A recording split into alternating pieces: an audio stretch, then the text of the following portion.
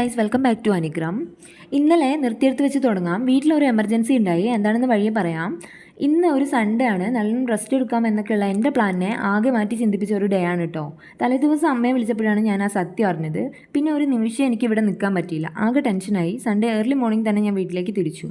Bus സ്റ്റാൻഡിൽ എന്നെപ്പോലെ എന്തൊക്കെയോ ആവശ്യങ്ങൾക്കായി ബസ് കാത്തുക്കുന്ന ഒരുപാട് ആളുകളുണ്ടായിരുന്നു. ഇന്ന് എന്തോ ഒരു ഭംഗി എന്നെ കാണാൻ എനിക്ക് തോന്നിയിട്ടോ. പിന്നെ ബസ് വന്നു, ഫ്രണ്ട് സീറ്റിൽ തന്നെ ഇരുന്നു. ഒന്ന് ഉറങ്ങി എണിച്ചപ്പോഴേക്കും നാട്ടിലെത്തി. നേരെ വീട്ടിലെത്തിയപ്പോൾ ഇതാ ഇരിക്കുന്നു നമ്മളാൾ. എല്ലാം ഒപ്പിച്ച് വെച്ചിട്ട് സീരിയസ് ആറ്റിറ്റ്യൂഡ് ഇട്ട് പത്രം വായിക്കുന്നു. കയ്യിലൊരു കെട്ട് നിങ്ങൾ ശ്രദ്ധിച്ചോ? അമ്മയുടെ കൈ മുറിഞ്ഞ് 6 സ്റ്റിച്ച് ഉണ്ട് കേട്ടോ.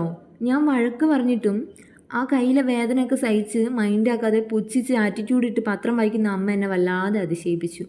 നെക്സ്റ്റ് ഡേ മോർണിംഗ് കിച്ചണിൽ കയറി ബ്രേക്ക്ഫാസ്റ്റ് ലഞ്ചും ഉണ്ടാക്കിയ ശേഷം ബ്രേക്ക്ഫാസ്റ്റ് കഴിച്ച് നേരെ ഹോസ്പിറ്റൽ, പിന്നെ അവിടുത്തെ ഇടപാടുകളെല്ലാം കഴിഞ്ഞ് നെക്സ്റ്റ് ഡെസ്റ്റിനേഷൻ ബാങ്ക് ആയിരുന്നു. ഒരു 2 മണിക്കൂറിലെ പോസ്റ്റിന് ശേഷം ഞങ്ങൾ അടുത്ത ലൊക്കേഷൻ പിടിച്ചു. നമ്മളെ നാട്ടിലെ അനുപമ ജ്വല്ലേഴ്സിലേക്കാണ് പോയത്. പുതിയ വള എടുക്കേണ്ട ആവശ്യമുണ്ട്, കാര്യം എന്താണെന്ന് പിന്നെ ഡീറ്റെയിൽ ആയിട്ട് പറയാം കേട്ടോ. ശേഷം നമ്മൾ നേരെ പ്രിൻസ് ബേക്കറിയിൽ പോയി. അമ്മയുടെ സ്ഥായി ഭാവമാണ് കേട്ടോ ഇത്. അവിടുന്ന് നമ്മൾ ജ്യൂസും പിന്നെ ചെറിയൊരു സ്നാക്കൊക്കെ കഴിച്ചു.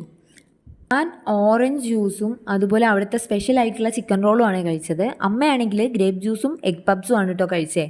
ശേഷം നമ്മൾ വീട്ടിലേക്ക് വേണ്ട കുറച്ച് പച്ചക്കറിയൊക്കെ വാങ്ങി വീട്ടിലേക്കുള്ള ബസ് കയറി നേരെ വീട്ടിലെത്തി.